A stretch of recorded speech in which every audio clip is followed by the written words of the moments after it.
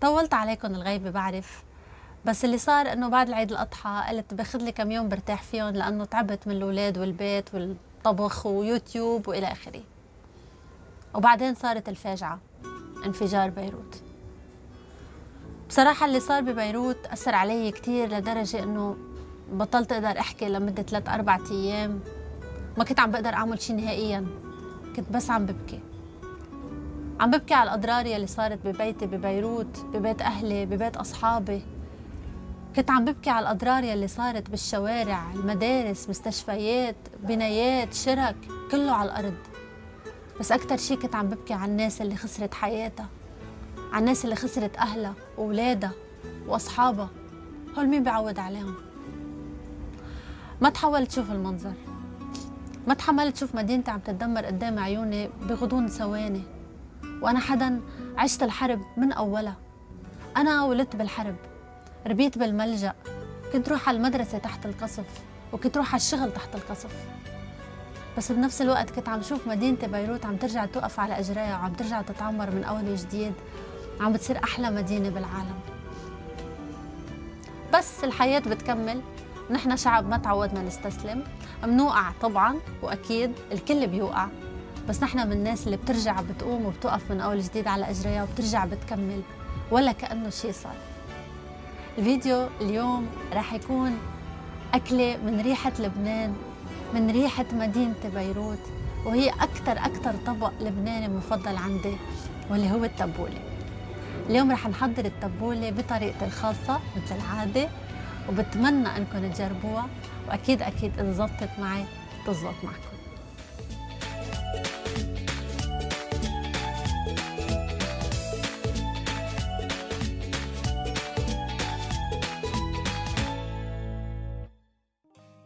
عندي 100 جرام من البقدونس الطازة واللي هو المكون الأساسي للتبولة.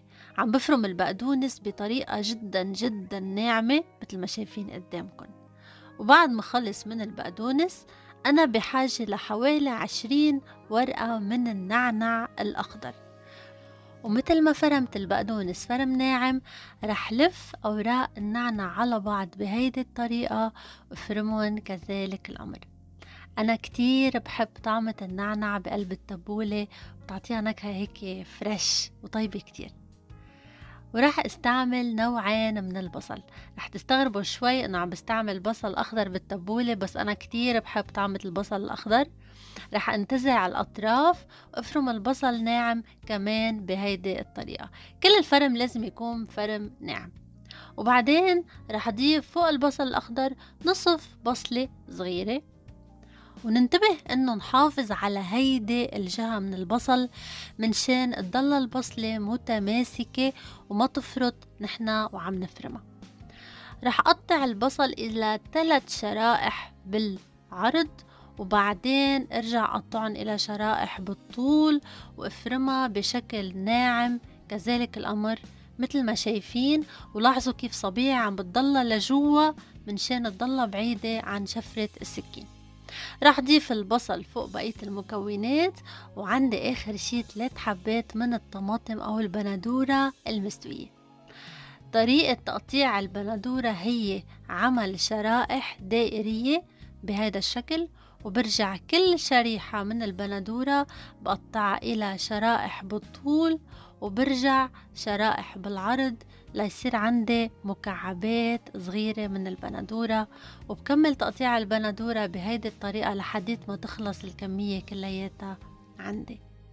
فعلا التبولة من أكتر الأطباق المفضلة عندي، طبق جدا منعش ومغذي ومليان فوايد صحية. بما أنه غاطسين بالبندورة، شو رأيكم فرجيكم طريقة حلوة نزين فيها التبولة ونعمل وردة من قشر الطماطم.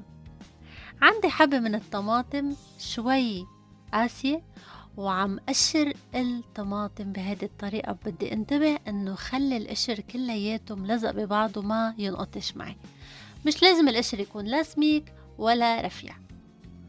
وراح امسك اول طرف من القشر وابتدي لف قشر البندورة على بعضه بهذه الطريقة منشان تتكون عندي وردة كتير حلوة.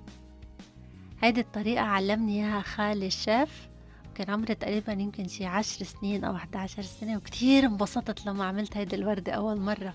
كتير حسيت حالي فخورة بنفسي. وشوفوا هيدي الوردة البسيطة شو حلوة وناعمة، رح نزين فيها طبقة تبولة آخر شي. وهلأ صار وقت نخلط التبولة. إذا لاحظتوا تبولتي ما فيها برغل. في كتير ناس بطلت تستعمل برغل بالتبولة أو بتستبدله بالكينوا، مثل كأنه البرغل بطل موضة أو شي بالتبولة. بس أنا من الأساس مو بحياتي استعملت برغل بالتبولة تبعيتي. إذا حابين تستعملوا برغل واللي هو هذا أصول التبولة، ممكن تستعملوا ربع كوب من البرغل الناعم المغسل كتير منيح والمعصور، وبضيفوا آخر شي قبل ما تخلطوا التبولة كلها سوا. رح ضيف ربع كوب من عصير الليمون الحامض، 3 كوب من زيت الزيتون، نصف ملعقة صغيرة من الملح، ورشة صغيرة من البهار الحلو. طبعا التبولة ما بينفع تنخلط إلا بالإيد، فرح أخلط التبولة كلياتها بهيدي الطريقة وارجع جيب ملعقة صغيرة ودوقها. تمام. ممكن تعدلوا الملح، الزيت والحامض بحسب رغبتكم، لأنه طبعا الأذواق بتختلف. وهيدي التبولة صارت جاهزة عنا من بعد ما سكبناها بطبق التقديم. رح زين الطبق بشوي من أوراق الخس بهيدي الطريقة، وارجع وضع بالوسط هيدي الوردة الحمراء الرائعة يلي حضرناها من قشر الطماطم واللي شكلها كتير حلو. طبق تبولة ولا أروع من هيك، طبق لبناني بحت 100%. بتمنى تكون تبولتي عجبتكم ورح تجربوها عن قريب. واذا بعدكم منكم مشتركين بالشانل تعملوا سبسكرايب، وانا برجع بشوفكم بفيديو جديد.